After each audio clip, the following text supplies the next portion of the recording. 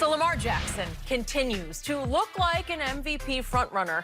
In a blowout win against the Bengals, Lamar had his second game with a perfect passer rating this season. He's only the second player, along with Ben Roethlisberger, to have 2 such games in 1 year. Lamar had 4 total touchdowns yesterday, including a dazzling 47-yard run that left teammate Mark Ingram saying it was, quote, the craziest thing I've witnessed on the field.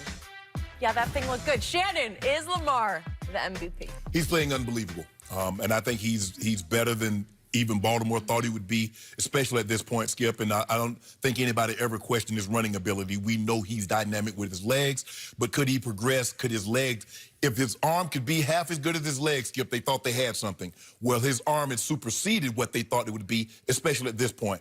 Given that, saying all of that, I still have Russell Wilson in front. Wow. Now, we're going to find out a lot tonight. Russell's on the road in San Francisco. We think San Francisco is the real deal, Skip, especially defensively, and they've been better offensively since they added Emmanuel Sanders.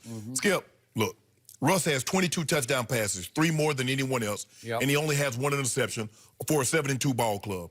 Russ has higher QBR, completion percentage, yards per attempt, touchdown passes, and total touchdowns. And we say we like our guys to be big, be great in big moments. In games in which they've needed Russ the most, 6-1, Skip, he has 20 touchdowns. 1-score game, 20 touchdowns, 0 picks. Lamar Jackson is close. Skip, when you really look at it, Skip, you look at this dynamic.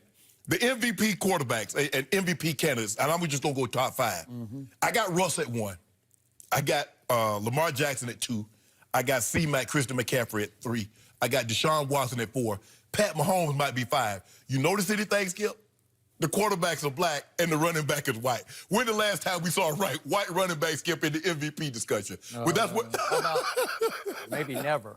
Maybe John Riggins way back in the 70s, Skip. But just goes to show you, Skip. But Lamar Jackson has been unbelievable.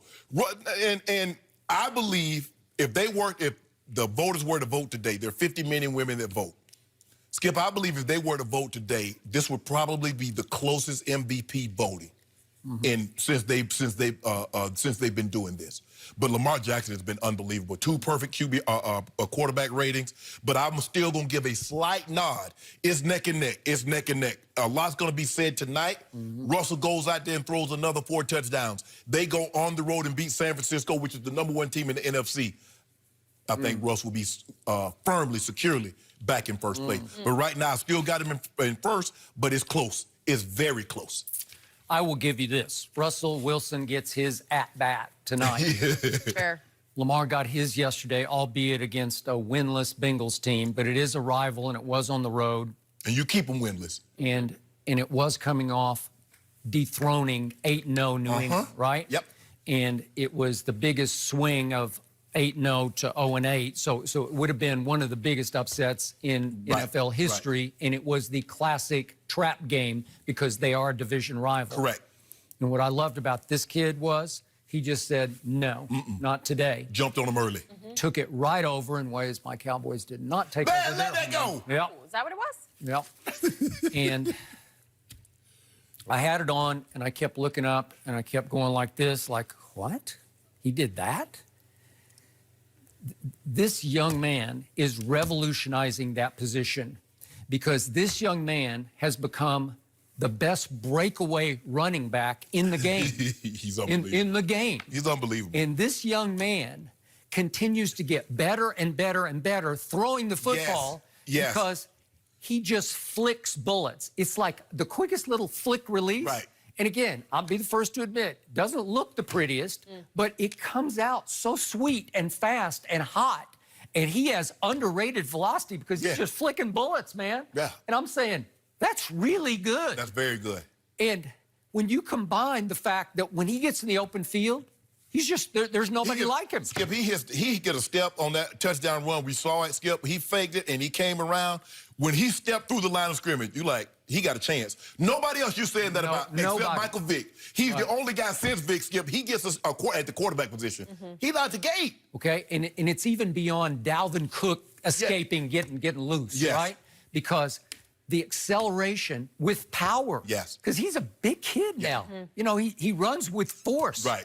And when you're that big and that fast and you can spin move two guys in the secondary. He's running full speed. He Full stops speed and you spin move? Are you kidding me? That's mad. That's something you. Hey, that's just Video like game. that is never seen that before. Right? And again, Colin Kaepernick at his peak, he could really fly, but he's just straight ahead. Inline speed, yeah. Inline. Yeah. And when he got loose, he was gone because he was a long strider. Right. This kid's like a real live running back who can really throw the football. And here's what I also love about him. He's in total command of that offense. Right.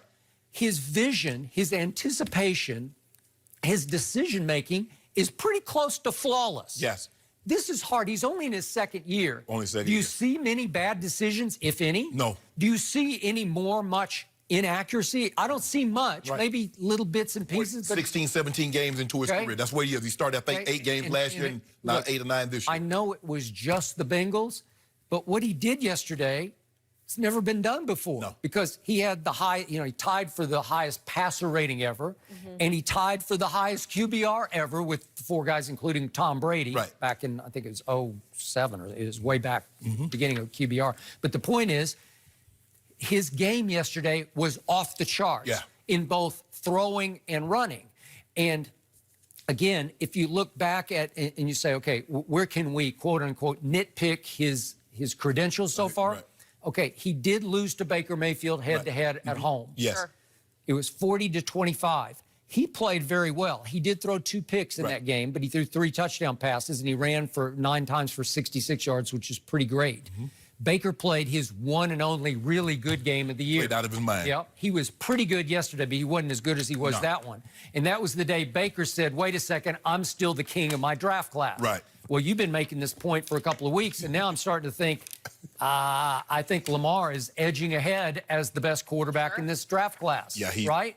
Skip, he was phenomenal. I mean, there's no other way around it because, like I said, we expected him to be able to run like this, but I don't think we expected him to be able to pass the football like this, especially in his second year. And I go back, Skip, Ozzie Newsome, who's in charge, he drafted the kid. He traded back into the first round to get this kid. John Harbaugh says, man, I'm tired of trying to find a 6'4", prototypical drop-back quarterback.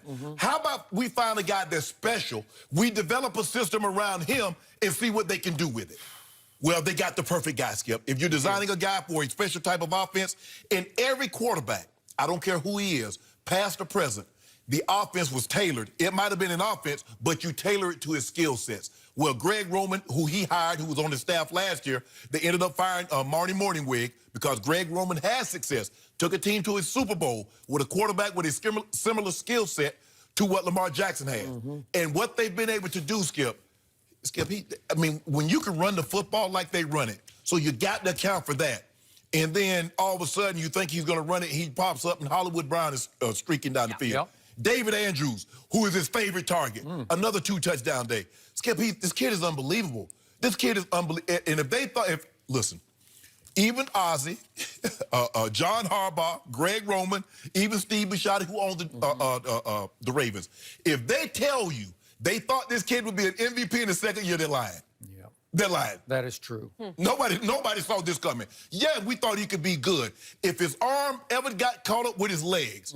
But an MVP going into his second year after, what, 16, 17 starts? No way, no how. Okay.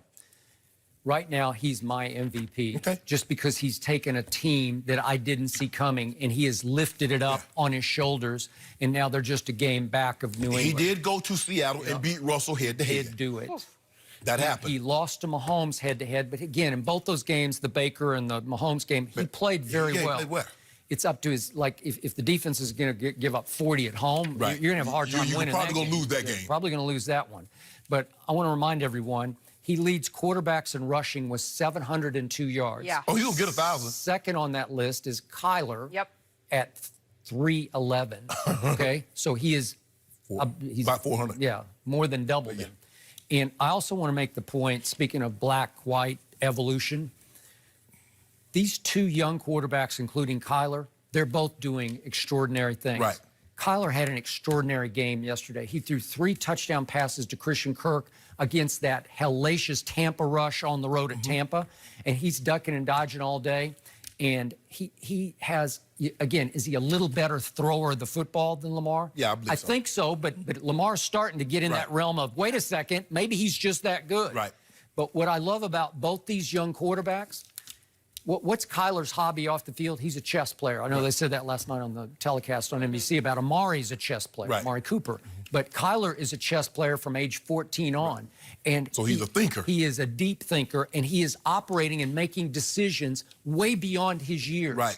So is Lamar. They're completely in control of an offense that it's hard this young because, again, Lamar didn't start the whole year, you know, like he's still a very young quarterback. And now, Skip, we've seen so many guys that have a Kyler Murray, have the Lamar Jackson skill set, but people said, well, that offense, my offense is this, so I need to drop back.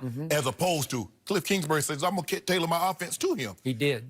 John Harbaugh says, my offense is tailored around him. So just think, when you get a head coach that says, you know what, this might not be the offense. Skip, even RG3, look at Kyle Shanahan's offense in San Francisco and look at it when he had RG3. Yep. What good coaches can do is that they can conform.